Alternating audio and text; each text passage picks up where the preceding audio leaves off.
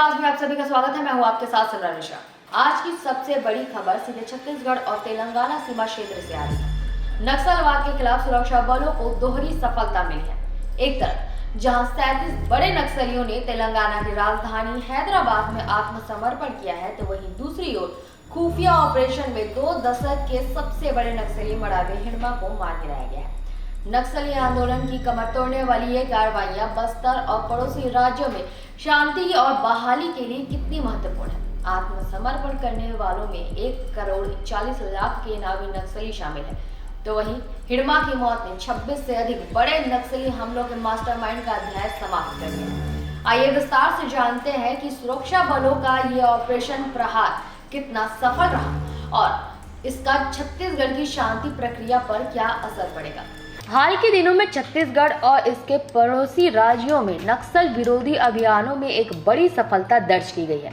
तेलंगाना और आंध्र प्रदेश में सुरक्षा बलों की कार्रवाई और नक्सलियों के सामूहिक समर्पण ने क्षेत्र में माओवादी आंदोलन की कमर तोड़ने का काम किया है। हैदराबाद में 37 नक्सलियों का सामूहिक आत्मसमर्पण। छत्तीसगढ़ के पड़ोसी राज्य तेलंगाना के राजधानी हैदराबाद में 37 नक्सलियों ने एक साथ हथियार डाल दिए हैं। ये एक महत्वपूर्ण घटना है और इस बात का संकेत देती है कि नक्सली कैडर अब हिंसा का रास्ता छोड़कर मुख्य धारा में वापस लौटना चाहते हैं। सरेंडर करने वाले कैडर। इन 37 नक्सलियों में विभिन्न प्रमुख कमेटियों के सदस्य शामिल हैं। तेलंगाना स्टेट कमेटी के 12 cadre, Dandakaranya special zonal committee के 23 सदस्य, People's liberation guerrilla army battalion number 1 के 2 कैडर, प्रमुख इनामी नक्सलियों का कैडर। आत्मसमर्पण करने वाले कई बड़े नाम भी इसमें शामिल हैं, जिन पर राज्य पुलिस द्वारा भारी इनाम घोषित किया गया था। इनमें तेलंगाना स्टेट कमेटी के सदस्य मुचाकी एर्रा उर्फ आजाद, नारायण रमेश और मुचाकी सोमड़ा प्रमुख है। इनमें से कई नक्सलियों ने दुर्दांत नक्सली कमांडर मड़ावे हिड़मा के साथ काम किया है, जिससे ये समर्पण संगठन के लिए एक बड़ा झटका माना जा रहा है। इन सभी ने हैदराबाद में डीजीएम के सामने अपने हथियार के साथ आत्मसमर्पण किया।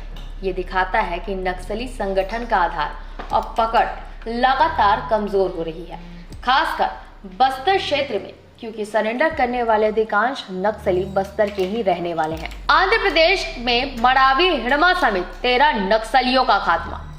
एक तरफ जहां नक्सली आत्मसमर्पण कर रहे हैं, तो दूसरी तरफ सुरक्षा बलों के ताबड़तोड़ ऑपरेशन में कई बड़े नक्सली भी मारे गए हैं। मड़ावी हिड़मा ढेर।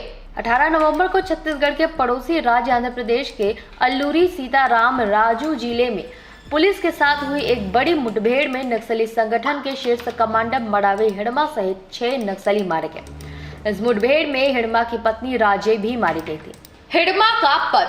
हिड़मा नक्सली संगठन की सबसे ताकतवर इकाई सेंट्रल कमेटी का मेंबर था। उसकी पत्नी राजे डीकेएस जेडी सीएम कैडर की सदस्य थी। हिड़मा और राजे का अंतिम संस्कार 20 नवंबर को उनके पैतृक गांव पूर्ववर्ती में किया गया। हिड़मा पिछले 2 दशकों में हुए 26 से अधिक बड़े नक्सली हमलों का मास्टरमाइंड रहा है। उस पर सुरक्षा बलों द्वारा करोड़ों का इनाम घोषित था। उसके द्वारा अंजाम दिए गए कुछ प्रमुख हमलों के बारे में हम आपको बताते हैं। 2010 में हुआ दंतेवाड़ा हमला। इस हमले में 76 सीआरपीएफ जवान शहीद हुए थे। 2013 झीरम घाटी हमला। इस हमले में छत्तीसगढ़ कांग्रेस के शीर्ष नेताओं सहित कई लोग मारे गए थे। 2021 सुकमा बीजापुर हमला। इस हमला में हिड़मा की महत्वपूर्ण भूमिका थी, जिसमें कई जवान शहीद हुए थे। 2 दिन में 13 नक्सली मारे गए। छत्तीसगढ़ और आंध्र प्रदेश की सीमा से लगे क्षेत्रों में सुरक्षा बलों ने केवल 2 दिन के भीतर कुल 13 नक्सलियों को मार गिराया था और 50 माओवादियों को गिरफ्तार किया है। अगर 20 नवंबर की हुई मुठभेड़ के बारे में आपको बताया, तो आंध्र प्रदेश के अल्लूरी सीताराम राजू जिले में बुधवार सुबह हुई एक अन्य मुठभेड़ में माओवादी नेता टेक शंकर सहित 7 नक्सली मारे गए थे। सरकार और सुरक्षा बलों की प्रतिबद्धता। बस्तर रेंज के आईजी सुंदर राज पी ने इन सफलताओं पर टिप्पणी करते हुए कहा कि ये सुरक्षा बलों की अथक मेहनत का परिणाम है। उन्होंने आत्मसमर्पण करने वाले नक्सलियों के लिए सरकार की नीति स्पष्ट की। सुरक्षित पुनर्वास नीति। आईजी ने कहा कि सरकार, बस्तर पुलिस और स्थानीय प्रशासन हिंसा छोड़कर मुख्य धारा में लौटने वाले माओवादियों को सुरक्षित और सम्मानजनक तरीके से समाज में दोबारा बसाने के लिए पूरी तरह से प्रतिबद्ध है। विकास पर जोर। यह नीति केवल नक्सलवाद को खत्म करने पर नहीं बल्कि शांति स्थापित करने और विकास को बढ़ावा देने पर केंद्रित है, ताकि बस्तर के युवा वापस से हिंसा की राह पर ना जाए।